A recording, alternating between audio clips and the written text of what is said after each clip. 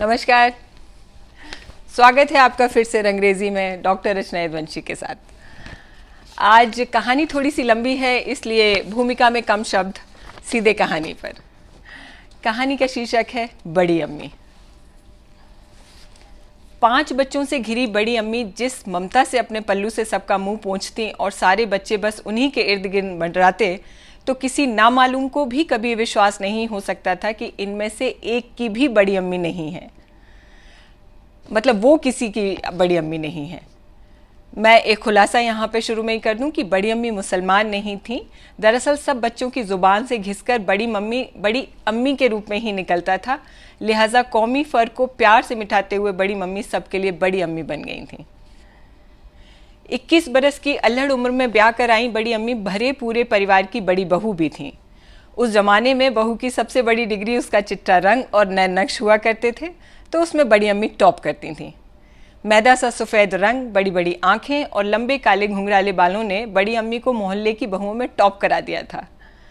अक्सर सुंदर लड़कियां थोड़ी नकचड़ी होती हैं, पर बड़ी अम्मी डेडली कॉम्बिनेशन थी सुंदरता और व्यवहार कुशलता का। छोटी देवरानी, 2 हम उम्र ननदें, सब बड़ी अम्मी की या तो सहेली बन गई या फिर बेटियों जैसी। विधाता यदि रेशमी गलीचे सा जीवन देता है तो चुपके से एक पैबंद भी लगा देता है, ताकि इंसान धरती पर रहे, उड़े नहीं। बड़ी अम्मी की शीशे सी काया में एक दाग नहीं था और ताउम्र कभी लगा भी नहीं, क्योंकि सब पर वात्सल्य उड़ेलने वाली बड़ी अम्मी खुद कभी माँ नहीं बन पाई। समय की रेत तेजी से फिसली और देखते ही देखते देवरानियां, नंदें सब ब्याह ठहकर बच्चों वाली होती चली गईं, लेकिन बड़ी अम्मी को खुदा ने इस इनायत से महरूम ही रखा। चूंकि बड़ी अम्मी ने अपने शहद से स्वभाव से घर भर को अपना मुरीद बना लिया था, लिहाजा तानाकशी तो नहीं हुई, लेकिन बड़ी अम्मी का खुद का कलेजा जार जार रोता था। पति से बहुत मोहब्बत करती थीं, तो कभी लगा ही नहीं कि कमी उनमें भी हो सकती है। अच्छी पढ़ी लिखी बड़ी अम्मी हर बताए साधु फकीर से पुड़िया ताबीज़ लाती थीं, लेकिन कुछ काम नहीं आया। दिल का दर्द कलेजे में तह लगाए बड़ी अम्मी इतने लाड़ से घर के नन्हे शिशुओं की देखभाल करती थीं कि असली अम्माएं बड़े आराम से बड़ी अम्मी को बच्चे सौंप कर लंबी तान कर सोती थीं। किसकी मालिश का समय है, किसके पेट में अफारा क्यों लगा है, कौन कब दूध पिएगा, सब बड़ी अम्मी को पता होता था। सब ने मिलकर जो प्यार से नाम धरा था बड़ी अम्मी, उसे ही अपने माथे का ताज बना के घूमा करती थी बड़ी अम्मी। समय की रेत तेजी से फिसल रही थी और देवरानियों के बच्चों की मूछें और बड़ी अम्मी के बालों में सफ़ेदी आ रही थी। बड़ी अम्मी का काम हल्का हो गया था, क्योंकि बढ़ते बच्चे कहाँ माता पिता के पास बैठते हैं। लेकिन घर में भावपूर्ण शोर बड़ी अम्मी के नाम का ही रहता था, क्योंकि खाना, दूध, सिर में चंपी सब तो बच्चों को बड़ी अम्मी से ही कराना होता था। वो समय भी आया जब घर की बेटियां विदा होने लगीं और लड़के बहुएं घर में लाने लगे। शादी ब्याह के सारे इंतज़ाम बड़ी अम्मी अपने सधे अनुभव से बहुत ही कुशलता के साथ साधती थीं, लेकिन मंडप में जब माँ की रस्मों की बारी आती थी तो बड़ी अम्मी जैसे सबको चुपके से परखने लगती थीं। जब तक बड़ी अम्मी के 10 बार हकारे नहीं लग जाते थे, बड़ी अम्मी कभी भट्टी से तो कभी भंडार घर से निकलती नहीं थी। हाथ पीले करने से लेकर कुएं में पांव डालने और नई बहू के स्वागत की आरती तक बड़ी अम्मी की ही फोटो सारे एल्बमों में पाई जाती थी। सारी देवरानियां बड़ी अम्मी के वात्सल्य का जैसे पूर्ण रूप से ऋण चुकाने का प्रयास कर रही थीं, सिवा छोटी के। छोटी यानी सबसे छोटी देवरानी रूप की धनी, किंतु मिजाज की कृपण माने कंजूस। बचपन में अपने दोनों बच्चों को बड़ी अम्मी के पास छोड़कर गोवा, मनाली, अंडमान की 10-10 दिनों की सैर करने वाली छोटी दिल की भी छोटी ही थी। सबसे छोटे भुवन के ब्याह के वक्त बड़ी अम्मी इस बार किसी गलतफहमी में नहीं थी। भुवन की मोहर और सेहरे के जो रिचुअल होता है के वक्त बड़ी अम्मी की पुकार लगेगी, वो इस किसी गलतफहमी में नहीं थी। छोटी का स्वभाव वो बहुत अच्छे से जानती थी, सो हरे धानी रंग की बनारसी साड़ी और मोगरे का गजरा लगाए बड़ी अम्मी बस इंतज़ाम संभाल रही थीं। उन्हें ये उम्मीद कतई नहीं थी कि छोटी कोई भी महत्वपूर्ण रस्म उनसे कराएगी, और हुआ भी वैसे ही। हल्दी, टीका, कुआ पुजाई, घुड़ चढ़ी, सब रस्मों में छोटी ने बड़ी अम्मी को पीछे ही रखा। बाकी परिवार में खुसर फुसर चल तो रही थी, लेकिन कोई भी खुलकर बोलकर क्लेश नहीं बढ़ाना चाहता था। बड़ी अम्मी बाहरी तौर पर तो निर्विकार नजर आ रही थीं, लेकिन अंदर जहन में उनके तूफान मचा हुआ था। वो सारी रातें फ्लैशबैक में चल रही थीं जब भुवन को एक्यूट डायरिया होने पर बड़ी अम्मी ने सारी रात आंखों में काट दी थी। भुवन की सारी परीक्षाओं में बड़ी अम्मी ही तो उसका अलार्म और उसकी कुक हुआ करती थीं। रातों में कॉफ़ी और दिन में बड़ी अम्मी के बेसन के लड्डू खाकर भुवन ने अपने सारे इम्तहान पास किए थे।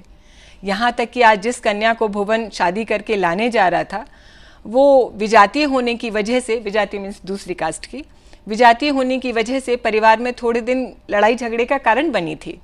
तब बड़ी अम्मी ने ही खूंटा गाड़ा था और कहा था कि भुवन पढ़ा लिखा जिम्मेदार लड़का है, उसकी पसंद अच्छी ही होगी और जिसे जीवन बिताना है उसका ही निर्णय अंतिम होना चाहिए। बड़ी अम्मी को यह भी याद आता है कि कैसे भुवन रात में देर तक उनके पैर दबाता था और हमेशा खाना खाने के बाद उन्हीं की साड़ी के पल्लू से हाथ पोंछता था। बाहर शोर और गाड़ियों की आवाज़ से बड़ी अम्मी की तंद्रा टूटी और फूलों की थाली लेकर बड़ी अम्मी दरवाजे पर पहुंची। फिर छोटी को उन्होंने आवाज़ दी कि छोटी जल्दी आओ, आरती का थाल लाओ, बहू आ गई है। छोटी आह्लाद में सिक्त बहू बेटे की आरती करने चौखट पर पहुंची। भुवन अपनी नववधू के साथ दरवाजे पर पहुंचा और धीरे से छोटी के यानी अपनी माँ के कान में कुछ कहा। छोटी अनमनी सी आरती का थाल बड़ी अम्मी के पास लाई और बोली, जीजी आप कर दीजिए। बड़ी अम्मी ने आश्चर्य से भुवन की ओर देखा तो भुवन ने आंखों और मुस्कुराहट से बड़ी अम्मी से जैसे याचना की। बड़ी अम्मी आंखों में आंसू लिए बहू बेटे की आरती कर उन्हें अंदर ले आईं। बहू की आमद की सारी रस्में भुवन के आग्रह पर बड़ी अम्मी ने ही निभाई थीं। बड़ी अम्मी को लेकिन यह सम्मान उधार का लग रहा था क्योंकि छोटी उदास थी। सारे रस्मों रिवाज और मेहमानों के जाने के बाद भुवन ने उस रात डिनर से पहले पत्नी विभा का अनौपचारिक परिचय सभी से कराया। बड़ी अम्मी के पांव छूने का इशारा करते हुए भुवन ने विभा से कहा था, ये यशोदा है, हमारी बड़ी अम्मी, जो सिर्फ ओहदे में ही बड़ी नहीं हैं बल्कि हृदय की भी बहुत बड़ी हैं। हमारी सभी माँओं ने हमें सिर्फ जन्म दिया है, सारा लाड़ दुलार और परवरिश हमारी सिर्फ बड़ी मम्मी से मिली है। तुम आगे से कोई भी रस्म निभाना तो बड़ी अम्मी को सबसे पहले और ऊंचे पायदान पर रखना। विभा ने सिर हिला दिया था और बड़ी अम्मी के सारे मलाल उनके आंसुओं में बहकर धुलकर जैसे निकल गए थे। कैसी लगी कहानी आपको बताइएगा। मुझे बहुत अच्छी लगी थी लिखते वक्त। मैं आपको बता दूं कि फिर वही बीज एकदम कोरा है, निश्चल है, निर्दोष है, ईमानदार है।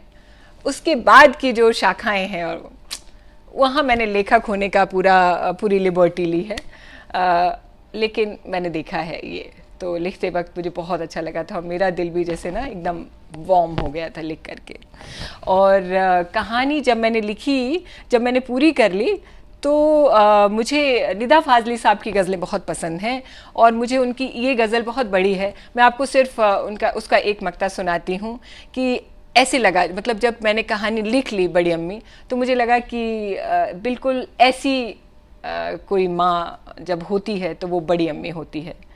चिड़ियों की चहकार में गूंजे राधा मोहन अली अली, चिड़ियों की चहकार में गूंजे राधा मोहन अली अली, मुर्गे की आवाज़ से खुलती घर की कुंडी जैसी माँ। बड़ी अम्मी भी कुछ ऐसी ही थी बिल्कुल, और ऐसी तमाम बड़ी अम्मियाँ होती थीं।